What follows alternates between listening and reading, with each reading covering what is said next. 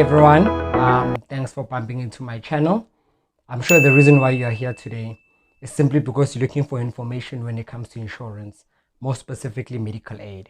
I've noticed that the internet really just bombards us with all these brochures of terminologies that we don't understand, and all we are looking for is just someone to break down medical aid so that we can know what we are covered for, what we are not covered for. Because at the end of the day, you're the one paying for the medical aid. But weird enough, whenever you want to utilize the medical aid, they tell you there's no benefits, right? Well, you came to the right place.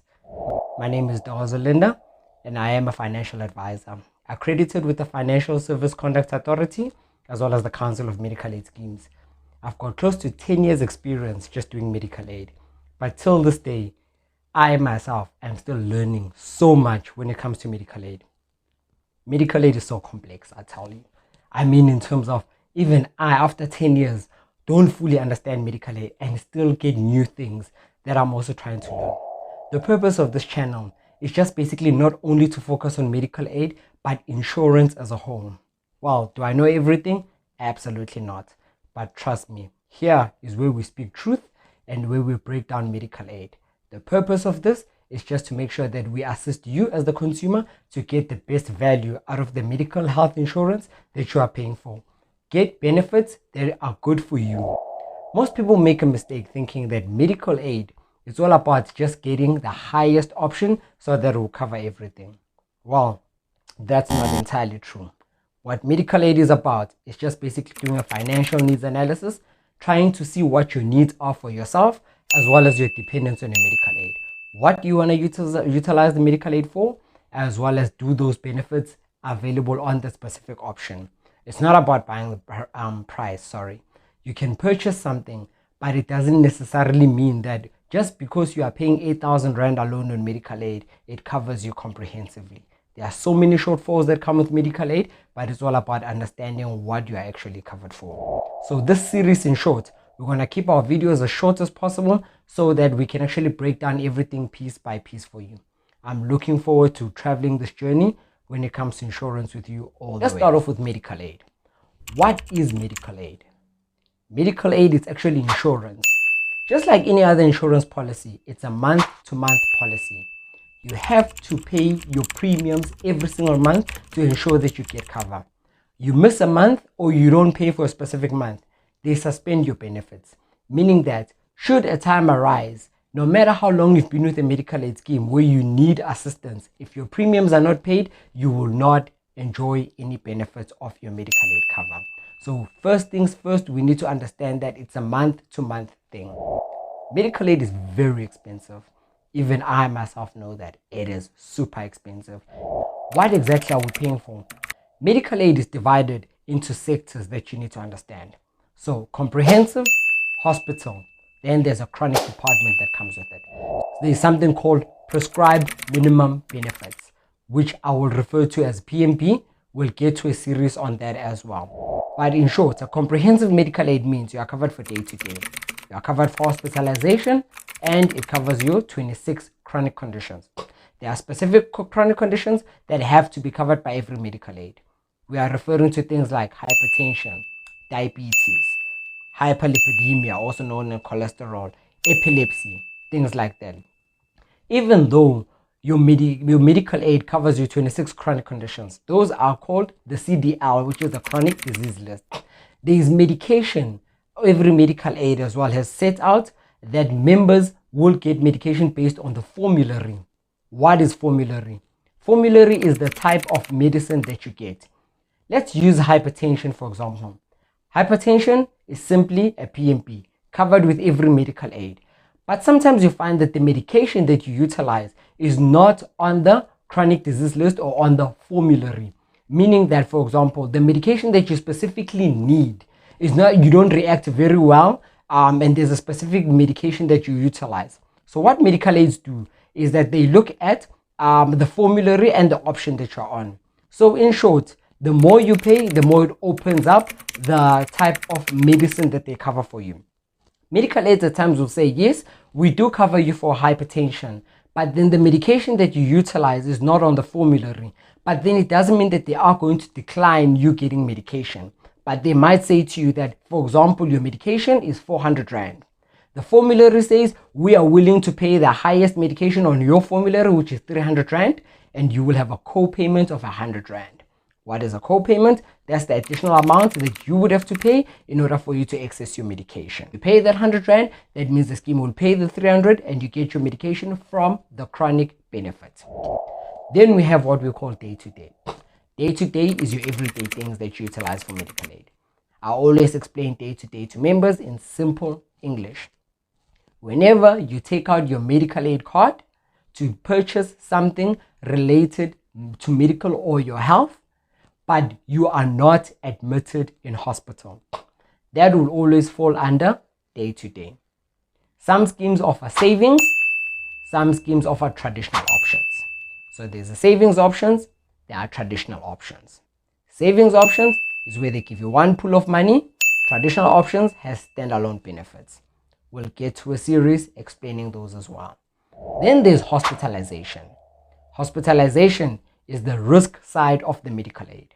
When you hear them talk about risk, those are the benefits that are paid by the scheme. That's where most of your contributions go towards your medical aid. So hospitalization is covered unlimitedly under a hospital benefit. Whether you're on a hospital plan only with medical aid or you're in the comprehensive option with day-to-day, hospital, as well as chronic.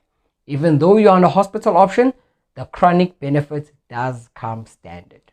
I hope you are still together on that one. Hospitalization is something else. You are given two options when you join medical aid. It's either you can join an option where it allows you to choose a provider of your own choice in or out of hospital. Or alternatively, you can use network providers. Even with hospitals, most members get confused because they think that when we talk about networks, we are talking about government hospitals. State is not included in most cases, but some schemes do offer you a benefit which reduces your premium even further, where you can choose whether you want to get hospitalized in a state or even get your chronic from state. We'll also break down a series on that. But usually network options are 15% cheaper. How does a network hospital work? A network option just means that if you require hospitalization or admission in a hospital, and it's a planned procedure where you have to call the scheme and get authorization, that's considered a planned procedure. In that event, you have to use a private hospital on the network. Council says that in the event of a life-threatening emergency, you can or you'll be rushed to the nearest hospital and you will be covered fully there.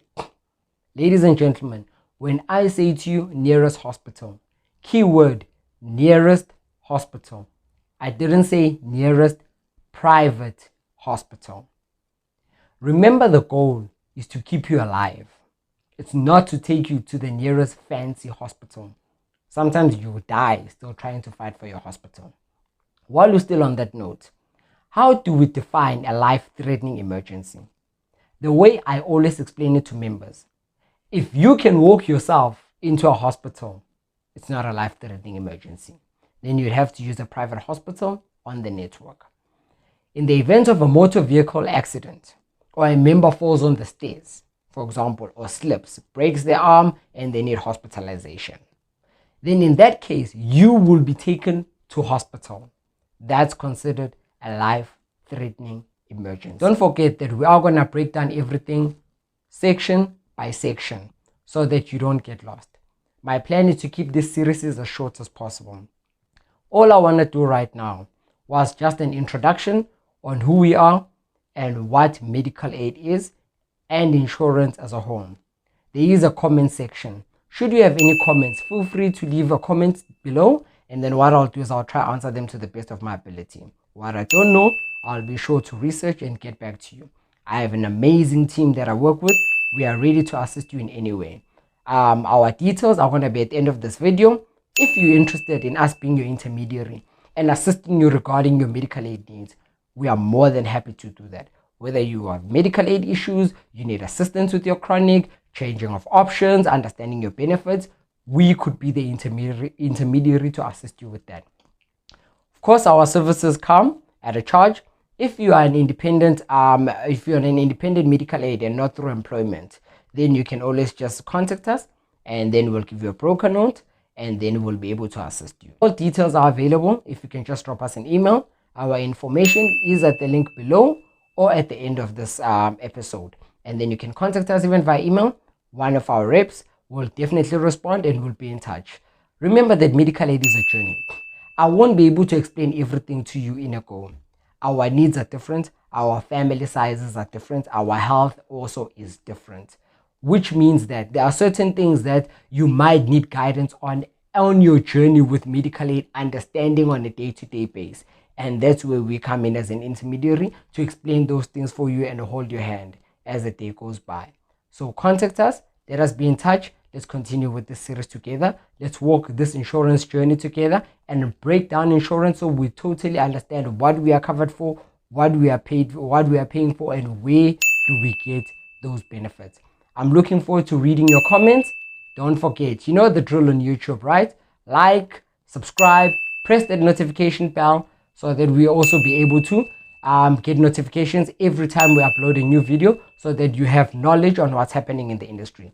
We'll try to keep this channel up to date as much as possible. You know, things do get a bit hectic, but we'll always be there every step of the way for you.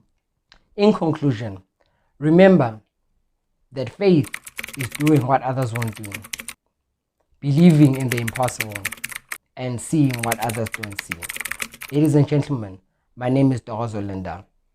I leave you with peace and happiness and good health. See you on the next segment.